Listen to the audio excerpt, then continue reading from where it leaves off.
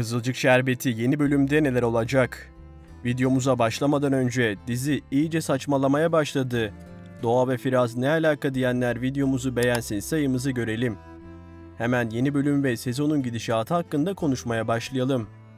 İlk olarak diğer sezonlara göre çok daha hızlı gelişen olaylarla karşı karşıya kalacağız. Senaristler adeta frene basmadan gidiyor. İzleyiciye nefes aldırmadan arka arkaya şok sahneler sunuyor. Bu da bizlere bu sezonda beklenmedik her şey olabilir mesajını veriyor. En çok konuşulacak konu kuşkusuz Doğa ve Firaz yakınlaşması olacak. İzleyicilerin çoğu bu duruma tepkili. Çünkü Firaz Nursema'ya olan sadakatiyle tanındı. Onun en büyük özelliği aşkına sadık ve sağlam duruşlu bir karakter olmasıydı. Şimdi Doğa ile adının yan yana anılması izleyicileri rahatsız ediyor. Üstelik Fatih'in Doğa'yı hayatına yeniden katmak için büyük çaba sarf ettiği bir dönemde Doğa'nın kalbinin başka birine kayması diziyi daha da karmaşık hale getiriyor. Senaristlerin buradaki amacı büyük ihtimalle izleyiciyi kızdırmak, tartışma yaratmak ve merakı diri tutmak. Ama bu ilişkinin uzun soluklu olmayacağı, daha çok kaos ve kriz yaratmak için kullanıldığı konuşuluyor.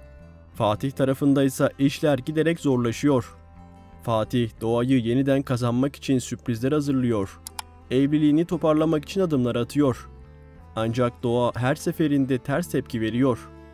Fatih bu ilgisizliğin sebebini anlamaya çalışırken yavaş yavaş şüphelenmeye başlayacak.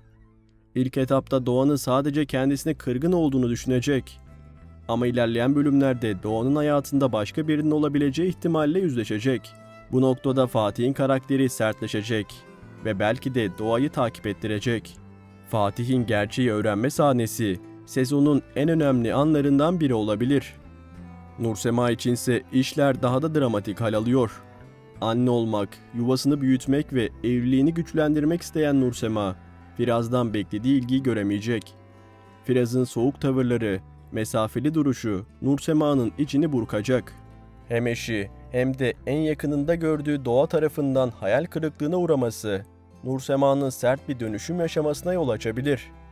Onun artık annem pembeye benzemeye başlıyorum sözleri, önümüzdeki bölümlerde daha somut bir hal alabilir. Nursema belki de hayatında ilk defa intikam duygusuyla hareket edecek. Firaz'ın Doğa'ya olan ilgisi ise dizinin en tartışmalı noktası. Bu birliktelik izleyiciyi ikilemde bırakacak. Çünkü Firaz bugüne kadar hep sadık bir karakter olarak görüldü. Ama şimdi tamamen duygularının peşinden giden birine dönüşüyor. Doğa ile birlikte olma isteği onu hem Nursema'dan hem de ailesinden koparacak. Kaçıp gitme planları, gizli buluşmalar, yalanlar. Tüm bunlar diziyi daha da gerilimli hale getirecek ama aynı zamanda seyirci de bu iş nereye varacak sorusunu sürekli canlı tutacak. Asil karakteri ise adeta fitili ateşlenen isim olacak. Şirkette Fatih'i köşeye sıkıştıran Asil, özel hayatındaki bu karmaşayı fark ettiğinde bundan faydalanmak isteyecek. Doğa ile Firaz arasındaki ilişkiyi ortaya çıkarmak için eline güçlü bir koz geçebilir. Bu da hem şirketin hem de ailenin dengesini tamamen bozacak. Yani tek bir yasak aşk, koca bir aileyi yerle bir edebilir. Işıl'ın Leo ile birlikteliğinin devam etmesi, özellikle de Abdullah'ın bu konuda hala hiçbir şeyden habersiz olması, dizide tansiyonu arttıracak en önemli gelişmelerinden biri olacak gibi duruyor. Çünkü Abdullah'ın olayları fark etmesi çok uzun sürmeyecek.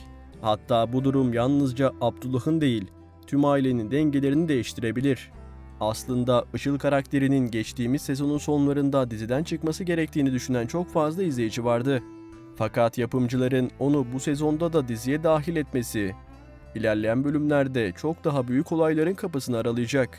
Bana kalırsa Işıl dizide sandığımızdan daha uzun süre kalmayacak ve her bölümde yeni bir kriz yaratacak. Çünkü Mustafa'nın hafızasını toparlamasıyla birlikte Işıl'ın geçmişte yaptıkları bir ortaya çıkacak. Ve işte o zaman dengeler tamamen değişecek. Mustafa'nın kendine gelmesi, Işıl'ın planlarını boşa çıkarırken onun Ünal ailesi üzerindeki etkisini de ciddi şekilde zayıflatacak. Her ne kadar Işıl ailede tüm gücü eline geçirmeye çalışsa da bu kez Ünal ailesi şaşırtıcı bir şekilde birbirlerine daha sıkı kenetlenecekler. Fatih tarafında ise işler kolay olmayacak. Şu an tam anlamıyla bir güç zehirlenmesi yaşayan Fatih, her şeyi kontrol altında zannetse de ilerleyen bölümlerde yaşananların farkına varacak. Onun karakter gelişiminde büyük kırılmalar izleyebiliriz. Hatta Doğa ve Firaz meselesiyle birlikte Fatih'in tepkileri de bu sezonun en çok konuşulacak konularından biri olabilir. Çünkü Fatih bir yandan kendi hırslarıyla uğraşırken, diğer yandan yaşananlara kayıtsız kalamayacak. Ömer ve Kıvılcım cephesinde ise işler daha da karmaşık bir hal alabilir. Kıvılcım, Ömer'in Mustafa ile konuşmasını kesinlikle istemiyor. Çünkü geçmişte yaşananlardan dolayı hala büyük bir öfke taşıyor. Fakat Ömer'in karakterine uygun şekilde alçak gönüllü davranıp Mustafa'ya kin beslememesi, hatta aksine durumu toparlamaya çalışması onu izleyici gözünde bir kez daha güçlü kılacak. Kıvılcım'ın ise bu süreçte en büyük önceliği bebeği olacak. Sağlıklı bir şekilde büyümesini istemesi onun annelik tarafını da öne çıkaracak. Yeni bölümün en dikkat çekici sahnelerinden biri ise Ünal ailesiyle Kıvılcımlar arasında gerçekleşecek olan akşam yemeğinde yaşanacak gibi görünüyor. Bu yemek sahnesinde herkesin yüzüne farklı bir gerginlik yansıyacak. Özellikle Fatih'in bakışları, Doğan'ın tepkileri, Kıvılcım'ın kontrollü duruşu ve Abdullah'ın hiçbir şeyden habersiz sakin tavırları arasında büyük bir gerilim seyirciye geçecek. Yani yeni bölümde hem karakterlerin iç hesaplaşmalarına hem de ailelerin birbirleriyle olan çatışmalarına şahit olacağız. Dizide kim kiminle ilişki yaşayacak, kim kime aşık olacak artık tamamen belirsiz. O kadar çok ihtimal masada ki senaristler her an herkes şaşırtacak bir hamle yapabilir. Hatta öyle ki hiç aklımıza gelmeyen Asil ve Nursema aşkını bile ilerleyen bölümlerde görebiliriz. Çünkü dizimizin geldiği noktada artık hiçbir şey bizi şaşırtmaz hale geldi. İzleyici olarak her bölümde yok artık dediğimiz sahnelerle karşılaşıyoruz. Ve bu durum senaryonun gidişatını daha da meraklı kılıyor. Ayrıca çok önemli gelişmeyi de hatırlatmak lazım. Sadece 4 bölüm sonra Çimen karakteri diziye tekrar dahil olacak. Çimen'in dönüşü izleyici için büyük bir sürpriz olacak gibi görünüyor. Ama bu sıradan bir dönüş olmayacak. Büyük ihtimalle çok çarpıcı bir olayla birlikte gelecek. Yani Çimen'in yeniden sahneye çıkışı hem aile içindeki dengeleri sarsacak hem de dizinin temposunu bambaşka bir noktaya taşıyacak.